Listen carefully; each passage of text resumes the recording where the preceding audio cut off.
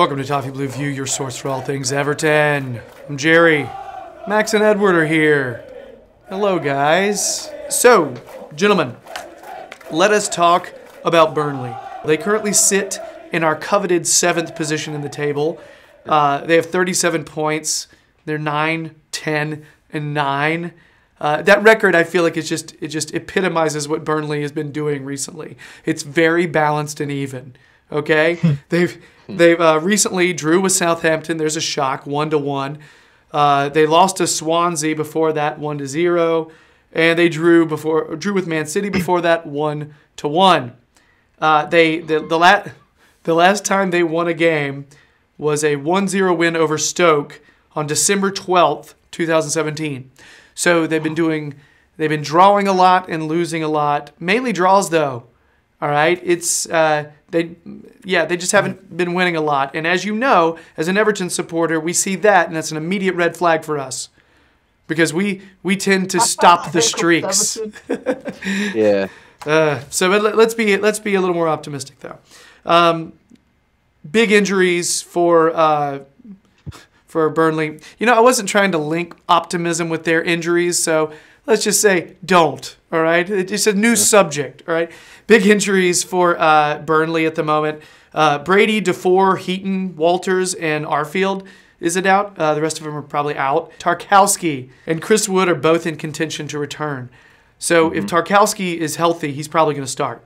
So really quickly go in their possible starters: Pope, Lowton, me, Tarkowski, Ward, Aaron Lennon.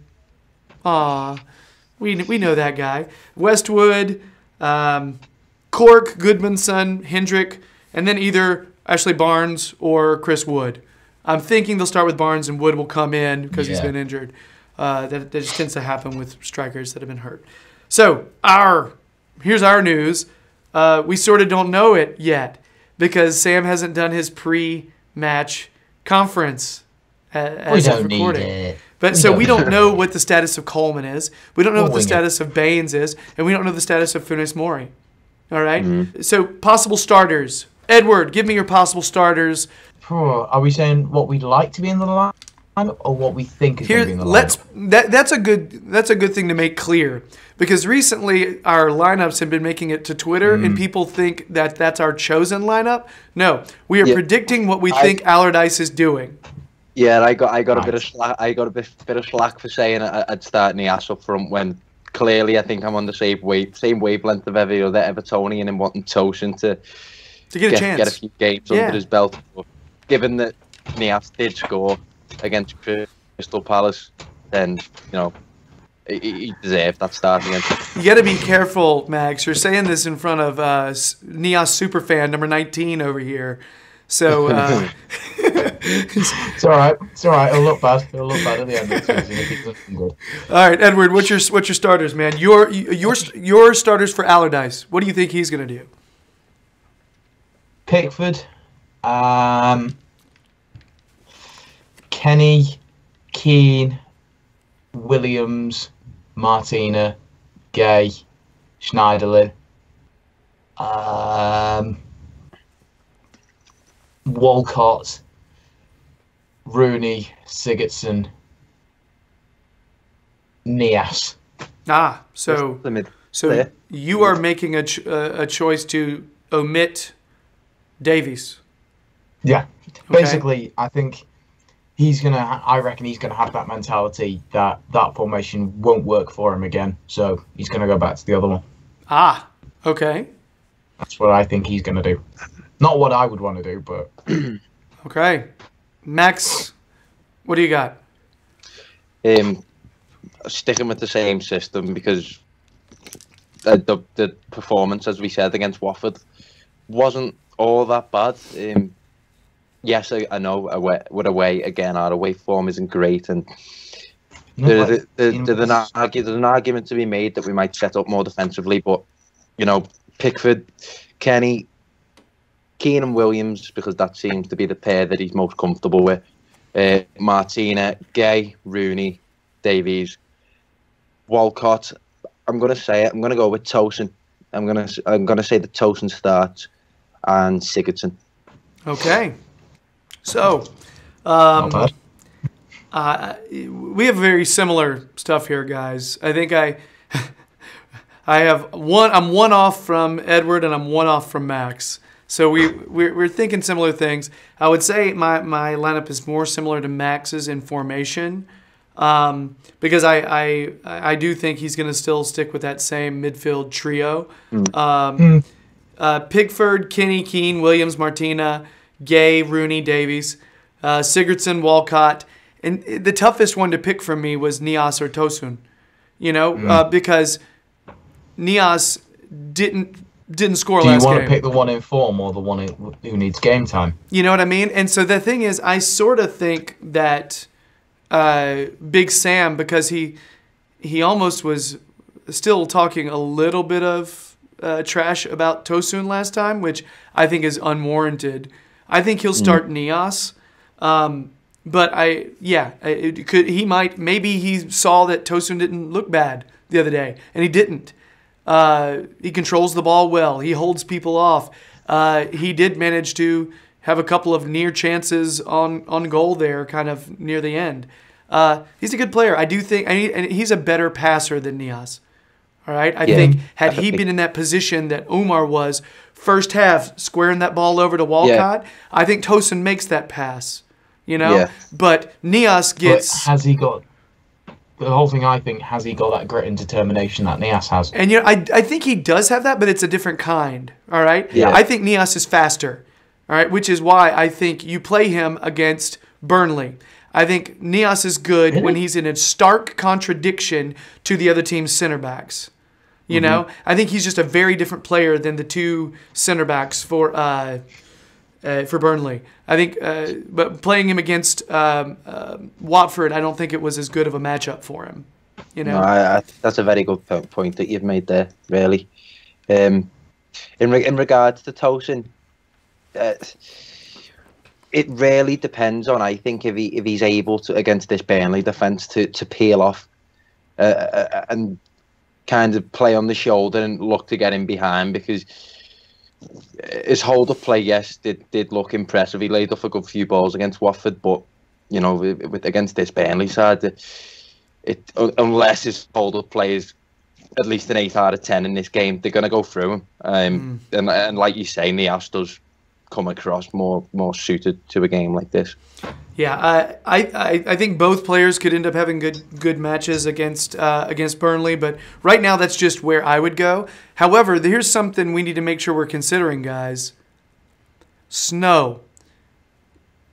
Snow. So much snow.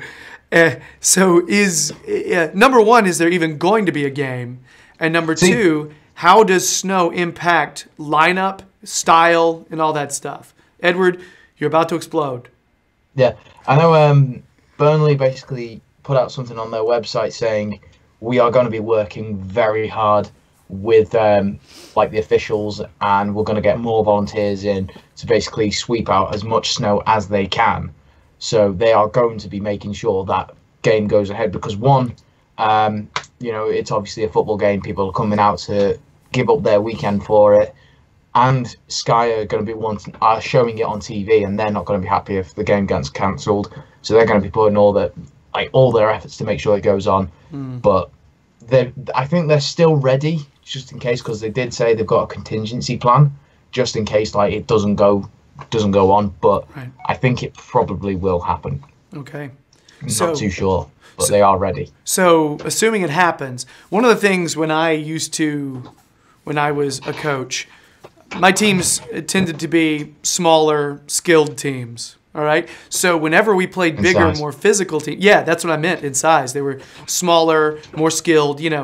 We play against bigger, more physical teams. When it rained, that was always to the other team's advantage. All right. So Burnley is kind of a big physical side. However, it's not like we're undersized. We're not like a straight skilled team like a Man City, who's so much of their game relies on passing and foot skill, and so snow and rain a lot of times is an equalizer. But I don't think we're a team that necessarily relies solely on tight skill and that I think we're almost as physical as a Burnley. So Yeah. I think that kind of stuff may not be as big of a deciding factor, basically. No, again, I think it's kind of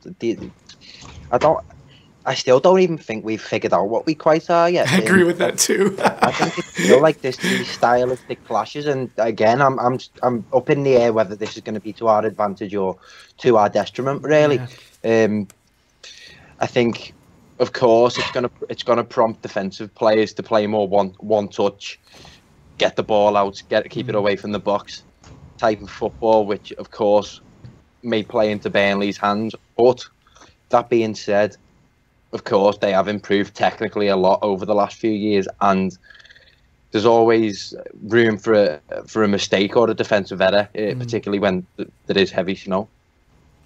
And I think, you were saying about the whole thing with physical teams. I don't think, how many in that lineup that we just said, how many players have we got that are over 6 foot? When you think about it, I think we've got Keane, Pickford, Sigurdsson, and if he plays, Tosin. Williams is borderline. He's right at 6 foot. 6 foot, 6'1", I think the last time I checked. Okay, so Isn't he not over 6 foot? No, I think he's only like 5'11", something. I think he's about my height. Oh, right. He just I'm plays not too more sure. physical than his I'd size. have always thought he'd at least bordered 6 foot, like, because he does himself about well, man. It Yeah, works. I think he's sort of like my height, like half an inch off 6 foot, something like that. But don't think he is. I'm not too sure. Saying that though, height's not the only determining factor when you're talking about physicality. You've got to account for strength there, and I do certainly think we have got some strong players. And I've recently done an article on Tom Davies, so whenever Check it out. go and check it out. But what I've noticed, I was looking at more of Davies, and a key part of his game is how many fouls he wins. And coming up against the Burnley side like this, where I don't mean to diminish them in any way, with the weather being like it is, there's a chance, they might just try and hack the shit out of us, basically. Bit more British, aren't they? Yeah, so with that being said, if Tom Davies is in the side, and similar to a man who's recently retired, Stephen Pienaar, quite a trend in his style of play to win fouls. So I think that might work into our hands. And a big reason why he wins those fouls is because he's not afraid to push the ball forward with the ball at his feet. Exactly. So that was again what Pienaar did often as well. Both of them not afraid to hold on to the ball. They're sort of anti-Claessens, if you will. Claessen's like, touch the ball, go. 1 and 2 touch football. But that's what makes him great, but it's just sort of not what we need now. We need that player who will hold on to the ball and push us forward. And he's totally willing to do that. When we've got our right manager, which we will talk about later, don't forget to check it out, then I think Claessen will be able to show that strength better in a way. But I guess it depends on what we need at that time. Anyway, I will be curious to see if our starters get shifted at all because of the weather. In order to kind of take out some of the smaller players that are more skilled and put in some more pure physical speed finishers. Tosin's a one-touch finisher. That is a thing that he does well. I'm just curious. So the comments that Allardyce came out with recently, saying that he doesn't cope well in the cold weather, and the hot weather would be to the benefit. Dude, but the thing is, Allardyce, I think we all agree that was total bullshit. Really quick predictions. Edward, give your 4 predictions first. All right, with my heart. See, in my mind, in my heart, I'm thinking we're going sort of like attacking. We're gonna go attacking, so we'll win like 1-0 or 2-1. But with my head, he's gonna go defensive in this game again, so we're gonna lose 2-0. 2-0. Wow. Gotcha. 1-1. Have I took the score? Max. I apologise. Stop looking at his notes. That's cheating. I agree. I do think I do think it's going to be 1-1. However, I mean, if I think about it, I think it's tougher to score in the snow. So it wouldn't surprise me if it's a 0-0. It's no. But I mean, Burnley's scores are usually, 0-0. Hey. See, Burnley's scores are usually 0-0, 0-1, 1-1. That's pretty much the way their scores line up. So, yeah. Why do I feel like we could actually get something in like the 90th minute? Like we didn't get it against Watford, we'll get it against telling Burnley. you, what I want is a Tosun goal late, and I want it to be in the super snow, and I want to be able to shove it in Big Sam's face and be like, see? Running at them. Tosun Pasha loves the snow. That's what I want to do. So, yeah. All right. Pipe dream. Hey, it's fine. But you know what it really is? It's going to be Sigurdsson, who's used to playing in cold weather, and he's going to nail it. Yeah. Aye. Yeah. Good point. All right. Even though Iceland is sometimes a misnomer for Iceland. So, because it's so green. Like Greenland and Iceland, the opposite way around or something like that as well. It's weird. Yeah. So, guys, I believe that's it for our Burnley preview. If you like our videos, please subscribe. We're at 510 subs right now. We had a little surge recently. The Toffee Blues Twitter put out, hey, we're close to 500, and then a bunch of people were super nice. So thank you so much for subscribing. We appreciate it. Leave a like, leave a comment. What do you think is going to happen in the Burnley match? Check out Edward's YouTube channel, Jam E. James. Details are down below. Check out Max's recent article, Tom Davies, on the Toffee Blues website. Yeah, and I think that's it. We got more videos to do. So we'll see you later. Bye.